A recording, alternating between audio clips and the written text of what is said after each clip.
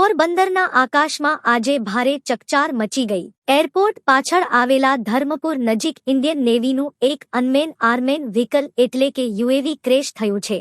મળતી માહિતી મુજબ આ ઘટના નિયમિત પેટ્રોલિંગ દરમિયાન બની હતી. દરિયાઈ સુરક્ષા અને આકાશી દ્રશ્યો કેમેરામાં કેદ કરવાનું કામ કરતું આ યુએવી અચાનક ટેકનિકલ ખામીના કારણે નીચે પટકાયું હતું.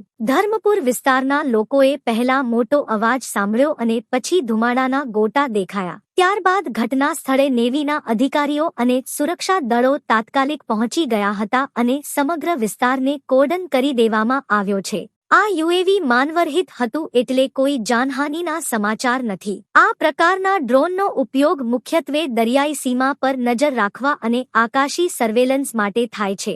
નેવી દ્વારા દુર્ઘટનાના કારણોની તપાસ શરૂ કરી દેવામાં આવી છે.